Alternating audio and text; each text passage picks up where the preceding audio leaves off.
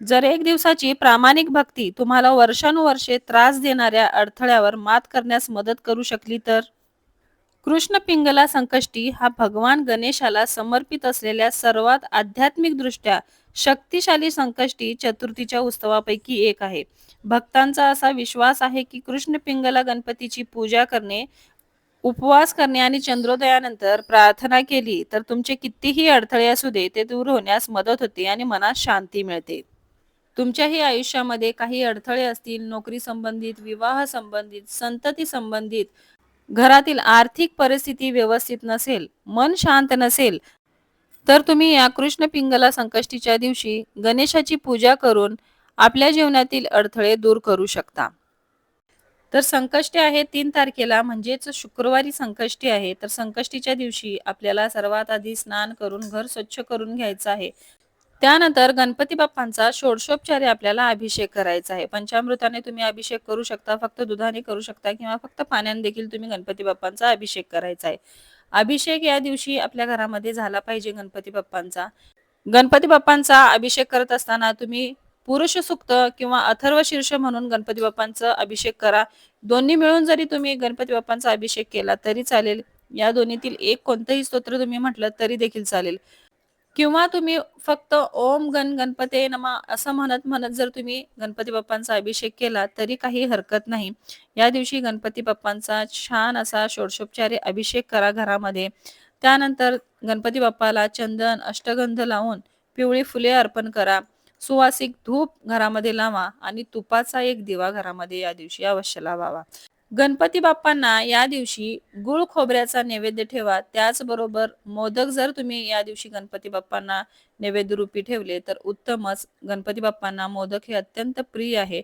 बाप्पांना दुर्वा देखील खूप प्रिय आहे. तर या दिवशी बाप्पांना तुम्ही दुर्वा अर्पण करू शकता. दुर्वा 21 जोडीमध्ये, 11 जोडीमध्ये बाप्पांना तुम्ही अर्पण करा. त्यावरती अथर्व शीर्षाचे पठण करून तुम्ही ते बाप्पांना दुर्वा अर्पण करायचे आहेत. या दिवशी बाप्पांना ज्या प्रिय वस्तू आहेत त्या तुम्ही बाप्पांना अर्पण करू शकता, जसे की जास्वंदाचे लाल फूल, दुर्वा, मोदक, गुळ खोबरे याचा नैवेद्य तुम्ही बाप्पांना दाखवू शकता. घरामध्ये सकाळी बाप्पांची आरती करा, संध्याकाळी देखील बाप्पांची आरती करा. आता या दिवशी बाप्पांची कोणती सेवा करावी जेणेकरून आपल्या जीवनातील अडथळे दूर होतील? तुमच्या लग्नासंबंधित काही अडथळे येत असतील, संतती प्राप्तीसाठी काही अडथळे येत असतील, व्यवसायामध्ये अडथळे येत असतील, तर कोणती सेवा करायची? सर्व अडथळ्यावर एकमेव उपाय असा हा गणपती बाप्पांचा मंत्र. या मंत्राचं जर तुम्ही पठण केलं तर तुमच्या या जीवनातील ज्या काही अडथळे आहेत तर ते अडथळे नक्कीच दूर होतील. कारण की कृष्ण पिंगला संकष्टी हा भगवान गणेशाला समर्पित असलेल्या सर्वात आध्यात्मिक दृष्ट्या शक्तिशाली संकष्टी चतुर्थीच्या उत्सवापैकी एक आहे. असा विश्वास आहे की कृष्ण पिंगला गणपतीची पूजा करणे आणि उपवास करणे आणि चंद्रोदयानंतर प्रार्थना केल्याने खोलवर रुजलेले कार्मिक अडथळे दूर होण्यास आणि मनशांती परत मिळवण्यास आपल्याला मदत होते. नेहमीच्या संकष्टी चतुर्थीच्या विपरीत ही संकष्टी भक्तांच्या जीवनातील सर्व कठीण आव्हानांमधून मार्गदर्शन करण्याच्या करुणामय शक्तीशी जोडलेली आहे. ज्येष्ठ कृष्ण चतुर्थीच्या वेळी कृष्ण पिंगला संकष्टी आपण साजरी करतो. पारंपरिक कथांनुसार भगवान गणेशाचे एक पूजनीय रूप असलेल्या कृष्ण पिंगला गणपतीला समर्पित आहे. कृष्ण पिंगला हे नाव गडद पिंगट रंगाशी संबंधित आहे आणि ते नकारात्मकता शोषून घेण्याच्या, भक्तांना ज्ञानाकडे मार्गदर्शन करण्याच्या भगवानांच्या शक्तीचे प्रतीक आहे. एका पारंपरिक कथेनुसार अहंकाराचा पराभव करण्यासाठी आणि धर्माची पुनर्स्थापना करण्यासाठी भगवान गणेश शक्तिशाली कृष्ण पिंगला रूपात प्रकट झाले. ही कथा यावर जोर देते की खरा पश्चाताप, नम्रता आणि भक्ती हे गर्वापेक्षा अधिक सामर्थ्यवान आहे आणि दैवी कृपा अत्यंत अंधकारमय परिस्थितीतही परिवर्तन घडवू शकते. या मूळ कथेत प्रादेशिक भिन्नता देखील आढळते, जी मुक्ती आणि विघ्नहरणाच्या त्याच आध्यात्मिक संदेशाला अधिक दृढ करतात. त्यामुळे कृष्ण पिंगला संकष्टीला जो कोणी गणेशाची पूजा करतो त्याच्यावर गणपती बाप्पांची कृपादृष्टी पडते आणि आध्यात्मिक दृष्ट्या त्यांची उन्नती होते. तर सगळ्यात महत्वाचं आता या दिवशी सेवा कोणती करायची? तर या दिवशी आपण गणपती बाप्पांची अति उच्च कोटीची आणि गणपती बाप्पांना अति प्रिय अशी गणपती अथर्वशीर्षाची आपण सेवा करू शकतो आणि त्याचबरोबर गणपती बाप्पांचा सर्वात शक्तिशाली मंत्र ओम गण गणपते या मंत्राचा जाप आपण या दिवशी नक्की करावा.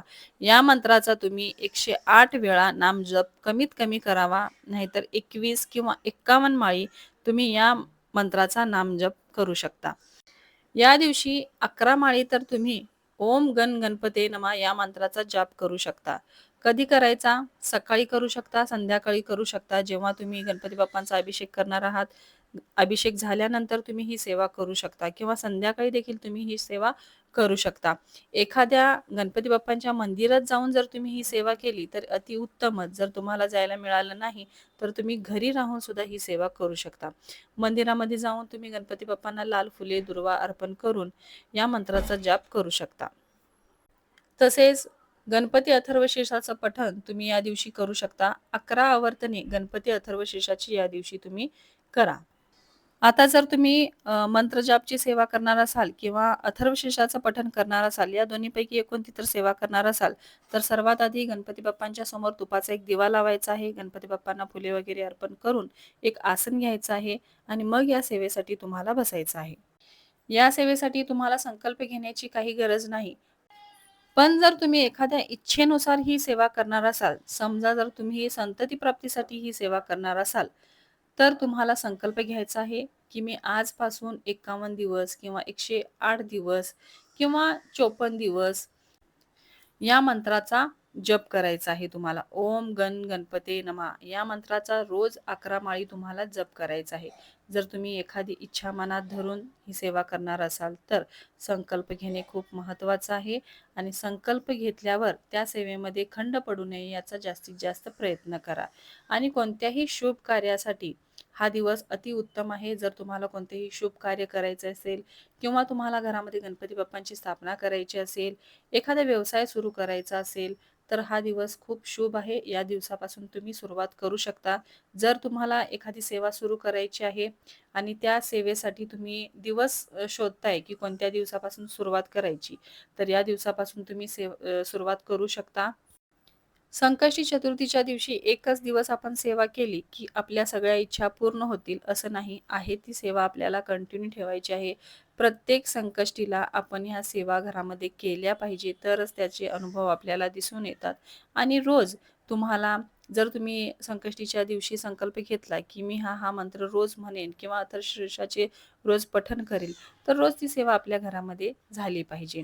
आता अथर्वशीर्षाचं जर तुम्ही पठण करणार असाल, तर रोज 11 वेळा अथर्वशीर्षाचं पठण तुम्ही केलं पाहिजे. मग ते सकाळी थोडे करा, संध्याकाळी थोडे करा. अशा पद्धतीने 11 तुम्ही अथर्वशीर्षाचं पठण करायचं आहे. आता हे मंत्र आणि हे अथर्वशीर्षाचं पठण झाल्यानंतर गणपती बाप्पांची आरती करायला विसरू नका.